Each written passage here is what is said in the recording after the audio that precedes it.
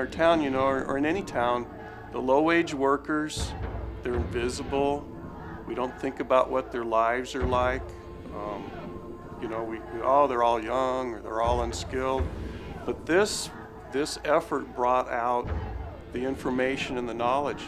You know what? 80% of them are over 25 years old. 60% of them are single moms. Most of them don't have health insurance. Most of them are working 2 or 3 jobs.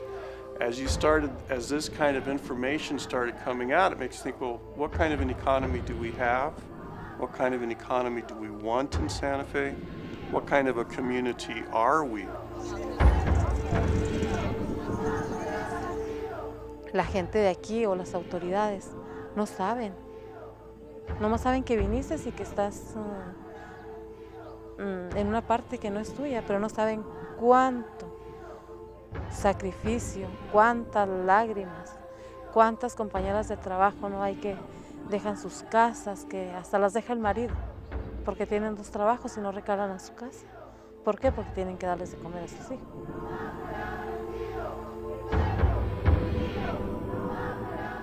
No one should work full-time and have to live in poverty.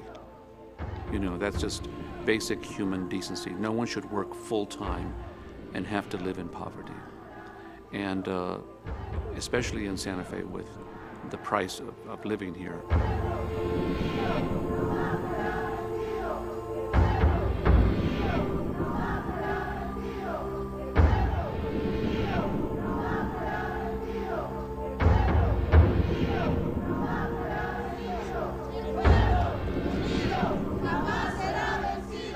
The way I got involved with this was when I was still going to school.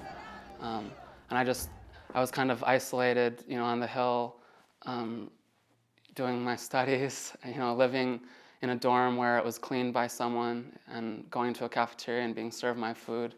So I was in this place of real privilege where, one day I opened up the paper and I saw a city councilor was considering introducing a living wage ordinance. And I thought, wow, there's a world outside of this campus, and there's people wanting to make changes. We've been pursuing for a long time in this town an economic development strategy based on tourism and the service industry, which has actually worked quite well for the city and for some people in the city, but had also left us with a legacy of lots and lots and lots of low-wage jobs and a persistent poverty problem. And I think the whole community said, we need to start to try to turn this around, that it doesn't make sense to be one of the wealthiest communities in the United States and have one of the highest poverty rates in the United States. And I think that just gelled around the living wage ordinance. And I think the Living Wage Network, that group of activists, really did a remarkable job in expressing that and getting people to come out and be a part of that. We're making very positive strides in New Mexico at the local level because of grassroots groups, because of the mobilization of community members. And again, that is what the Santa Fe Living Wage Network is all about. It's about mobilizing people in the community so that we don't have to wait for the state to change the minimum wage, so that we don't have to wait for the federal government to change the minimum wage. We can do it here.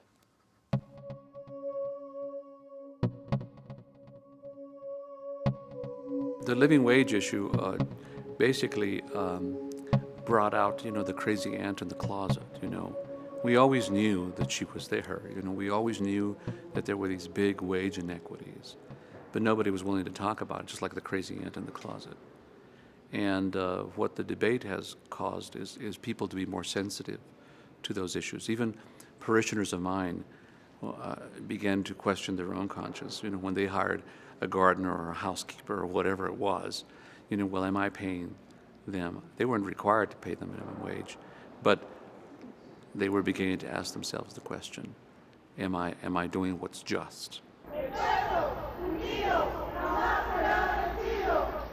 Creo que no es justo a veces ser parte de esta comunidad aquí y no poder participar e involucrarnos más, porque solamente la gente turista que viene de afuera, que tiene el dinero, lo hacía. Y creo que también lo merecemos nosotros de vez en cuando, darnos el gusto de poder ir a comer a un lugar donde ahí trabaja. People have asked me, well, like, how can you be a business person and be for the living wage? Why not? I mean, is it an oxymoron to be, a manager, owner of a business and, have some sort of ethical pride? I mean, I don't think so. I never have. I want to pay people some sort of respectful amount, some kind of amount of money, the living wage and more, that values their contribution to this business so that they can shop in the business themselves. Let's shop labor, no way. Get a living wage and make them pay. It's about setting priorities straight. That's really what it comes back to. Do these corporations either have their priorities set on their product or their people?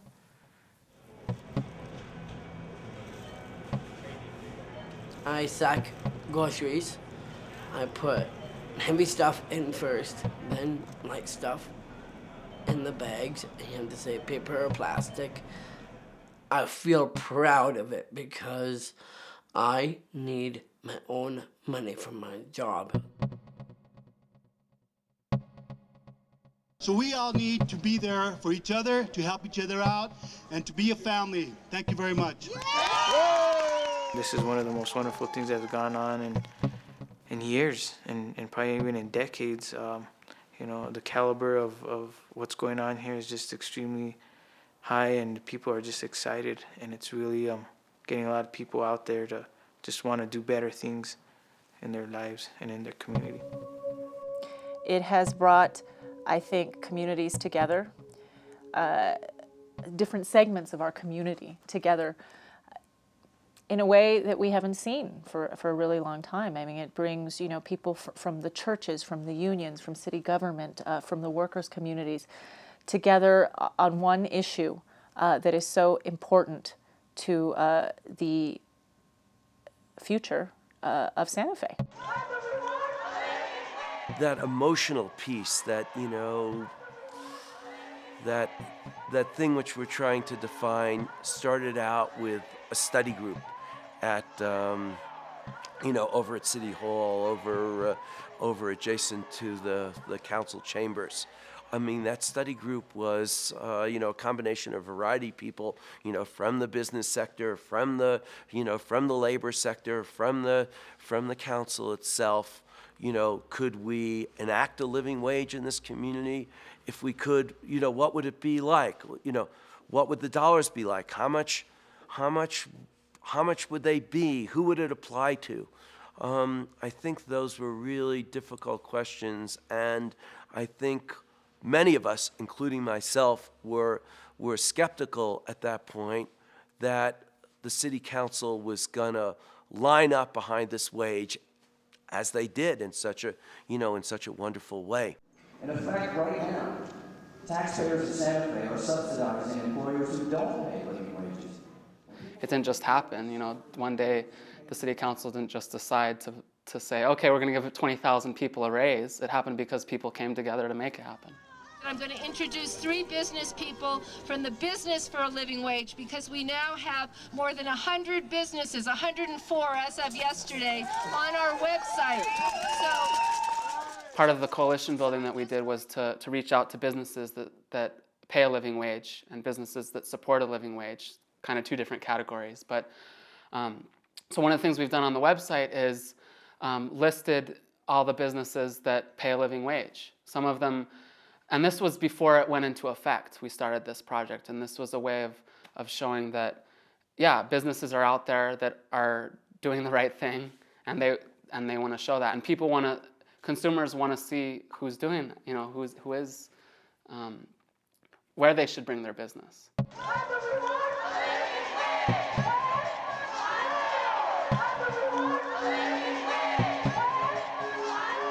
These are seasons when we celebrate liberty and freedom and new beginnings. And it's just so important to me to see this network that is developed. I guess we worked on that ordinance in the public arena, in the council process, for months, almost a year. And we had really some of the best public hearings that I've ever attended.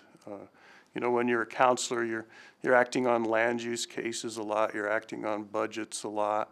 The living wage to me was just so meaningful, where you wonder when a year's work is done, did you do anything that's going to make a difference in the community? With the living wage, we know that definitely we did. And the people of faith, the labor community, the working folks, and the small business folks too, came out and gave, they worked hard, they studied hard, they gave very meaningful participation into the process. We had public hearings where, 20, 30, 40, 50 people, I think our last hearing probably well over 100 people, spoke to the issue of a living wage in Santa Fe. It had been passed, and it was not in effect because of the lawsuits. So it was really a weird position to be organizing in that place, because there was all this hope, but at the same time, it's kind of the cycle of hope and despair where we don't know what to do, So we're organizing, talking to people and letting them know these are your rights if this happens. Do you know what rights you have when you might have them? I would just talk to people on the street. I would ride the buses and make presentations about, this is passed. These are the businesses that have filed suit. Try to engage them in discussion and see, what they thought about it. And, there were all sorts of different opinions about it. Hay muchas cosas que quisiéramos que supieran que hay detrás de todos nosotros. Que no nada más es venir y trabajar y ya. Hay muchas cosas que pasan y que la gente realmente pues tiene miedo quejarse, tiene miedo defenderse, tiene miedo, todo tiene miedo. Y si hay miedo, pues no hay nada. No hay nada.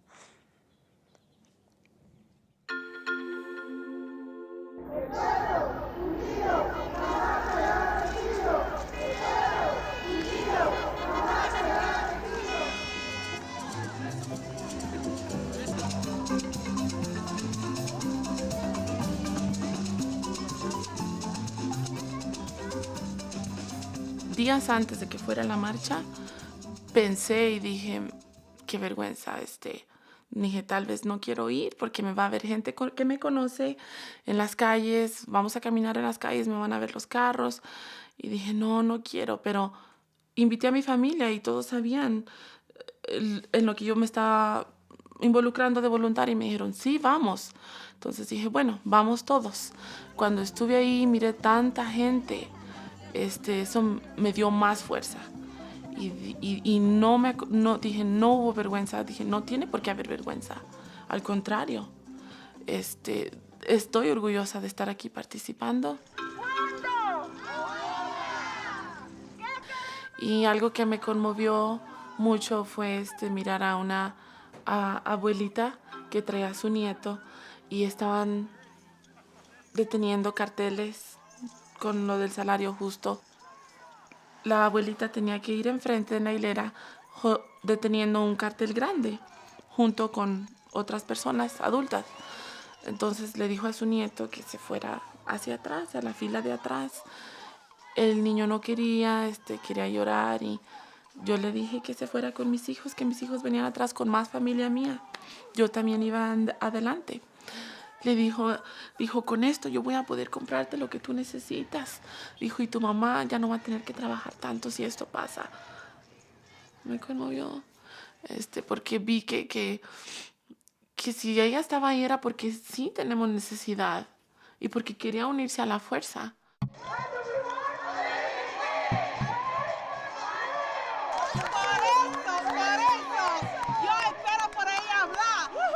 Que más importante ahora, señores y señores, es que un salario justo es necesitado para todos nosotros. With this march, it was Marcha de la Esperanza, we were showing that, yes, there were fear there were fears. Yes, there were concerns.